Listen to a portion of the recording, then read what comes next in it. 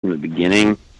And I'm sure everybody that I'm talking to, kind of learn this over time. If you really want it to be clean, you have to treat that yeast really well. And degassing and doing a staggered nutrient addition is definitely set you up more for success. We do that with machinery, but you can do it with a, stirring one on the end of your drill that you've sanitized for the degassing. And those things. Yeah. Yeah, I had my first MEA thanks to one of those things. I've had enough without one. Meat explosion, yeah. That's the people at they don't tell you when you buy those things that, by the way, make sure you have sufficient headspace in your bucket before you use this thing, or it could be really, really messy. And also, don't slap it on a drill that doesn't have speed control. Start slow. Oh, no, it's so much more fun to just stick that thing in there. Well, since they're not listening, we've decided that we're going to start a new employee initiation ritual. Are you sure they're not listening? Where we'll over-carbonate a thing of water, because I don't want to do it to mead anymore, but and tell someone to go add some nutrient to that tank, and let them do it as a dry ad and see what happens. Yeah. Yeah. I experienced that one too, in a carboy. The cheap way of doing that is just have them do it with a bottle of carbonated water.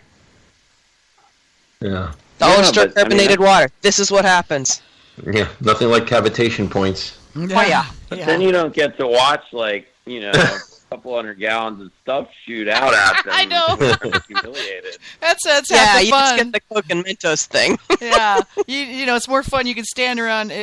When you're standing around laughing and pointing, it has so much more of an effect if they're standing there looking like a swimming pool fell on their head, And hopefully posting on YouTube. Oh, yeah. Yeah, you got to video that thing. I don't think there's a lot of video cameras around when things are right at their observationally their most funny. My roommate, when he first started working for me, he's one of my old college friends, and he's been the best hire we ever could have made. But he set me up for failure one day early on, and I suppose there's a few things that I could have done to avoid there being a problem if I really had thought it was going to be as bad as it became. But we were degassing, and he had essentially capped off the tank, and there wasn't a good way to relieve there wasn't an easy good way, or so I thought, of relieving the pressure from this tank. We'd mixed it or something. I don't remember exactly what the deal was. The point is, it had been fermenting under pressure for at least a day. Oh dear. And I was like, oh well, it's not going to be so bad. Like, I'll just crack the pressure relief off, and it'll off gas, and then I can rearrange these hoses around and put the blow-off tube that he forgot to put on, and it'll be just fine. Well, I got to the top of the ladder, and it's a 1,000-gallon tank. So it's a small ladder, and I gotta take the pressure relief off of our fermentation vessel, and it's all right. Well, wow, that's a little more carbon dioxide than I thought would come out of there, and it started slowing down. So I start to reach over with the pressure relief, thinking, oh well, I'll get this on there, and then it started to speed up and again. I was like, no, no, no, no, no, no, no.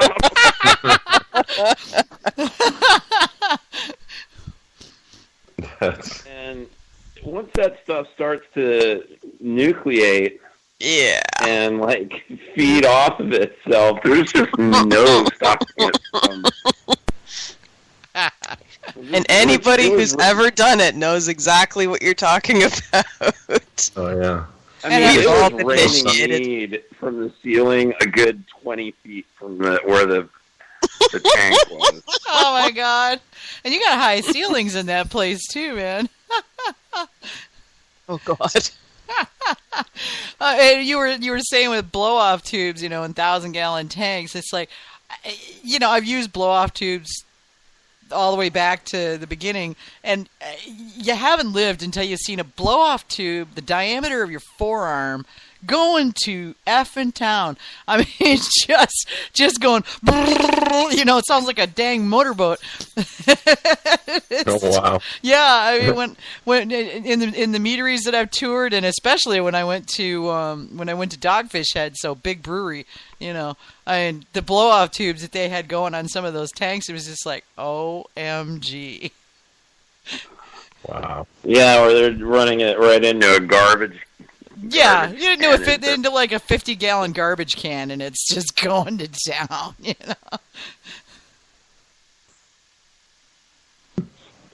Yeah. Well, and if you seal that tank off or spun it, for a day at peak fermentation, you're going to be as disappointed as I was. So that actually happened in our old space, which, we had just cleaned up. We had so much stuff packed in there that it meant that mead literally soaked everything. Pretty much everything we owned. It was a spectacular. And somebody happened to be in the bathroom when it happened, so they heard the whole thing. Oh God. They weren't able to see it. Oh, That's pretty funny. And of course, nobody was there to get it on video, so Well, one day somebody will be making the same mistake, and maybe they'll have heard this show and they'll think to themselves, "Oh yeah, I heard about that once. I should have chosen a different path." Nothing like a meat explosion to make you review and think or contemplate your life choices. Oh yeah. I think somebody on Got Mead had to replace their entire floor because of a meat explosion. It soaked into the wood floor. No, that's me. Yeah, and there's still a stain out on the foundation, on the brick foundation. It looks like a giant birthmark on the side of the foundation where it soaked through the wood floor and it soaked into the foundation wall. And it was a raspberry mead, so it stained really nicely. I've still got a big. We're going to have to redo the entire floor. And insurance really isn't interested in your mead explosions. I'm here to tell you. Oh really? It's not a flood. At It's not all. Yeah. When you say, and I was making mead and it just went all over. In my case, that particular one was the raspberry ate through the seals on the bucket spigot. Oh. Yeah, I had a it. puddle on my floor, which is why I don't ever ferment anything with a spigot anymore. Not anymore, no. That Yep, was the never last again. time. Yeah, never again. I've never had another mead that did that, but raspberry's pretty acid, so, It's...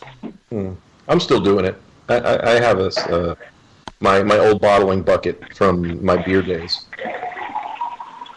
Yeah, one of the guests on the live chat, RJ, was saying that he had he knows he's pretty handy with the stick with the paddle on the drill because he worked at a restaurant where they had to do that to stir up the refried beans. And AJ came back and said, "Yeah, but those don't hit the ceiling. At least I hope they don't." And he came back and said they can, and they did. So as bad as a meat explosion hitting your ceiling is being, imagine if it was refried beans, and then you feel a lot better. But at least they're 6 to 1, theoretically not half of the fermenting and They don't. They stop eventually. But you can wipe I up. don't know. My counter argument to that is how many fruit flies will be produced through refried beans being sprayed on the ceiling versus mead. Good point. The torture of the fruit flies at peak season. I don't know. Over here, it would produce palmetto bugs, and Yeah, flying flies. I think flying probably the cockroaches. best crop I get. Yeah, palmetto bugs are just first time I ever saw a palmetto bug and I see a cockroach the size of my hand hovering at eye level. I slammed the apartment door and told my husband we needed to move. Because the cockroaches fly down here, honey. Oh, my God. Yeah, and they fly at you. They do, yeah. They're mean suckers. They're like wasps, except they're big. Ugh. At least they don't sting. But they're just so gross. I'd rather have a wasp. So, what, like along the line of a June bug or something, or are they bigger? Imagine a cockroach. Now imagine a cockroach from a Japanese monster movie. With wings. With wings. Yeah. Yeah. Yeah. It's kind of like Mothra, only it's real. Oh, God. Yeah. Anyway, back. They have a theme song. When you hear the music, run. And it's not banjos. Yeah. Except in Georgia. Nuts. Oh, sorry, I had to. So James, what's coming up? What's new? What have you got that you're fixing to do that you can tell us about? Really trying to keep working on our space. We'd like to see a really great public interface, be a bigger part of the community, and get a better tie with our customers here in Baltimore. We're trying to expand our distribution a little bit this year, and also, experiment with some more products. We've got a really great team of people that I'm really proud of, and our packaging has gone from, pretty primitive and having an outside contractor come in and do our canning that, having a team that's pretty capable and well trained in a lot of those things. And we've got like standard operating procedures for safety and records keeping and a lot of stuff that takes a while to build. And now I feel like we're ready to start working on the exciting part of that, which is having a better presence here in the city, a cooler space, and putting out some fun stuff and getting them out there a little bit further. Nice. Have you got some new flavors coming in, or are you basically working on perfecting the ones that you've already got? We've got some new flavors we're working on. Working on some collaborations with local breweries and some not so local. Been kicking around some ideas with a distillery that some friends own. Doing a really cool sizer collaboration with a cidery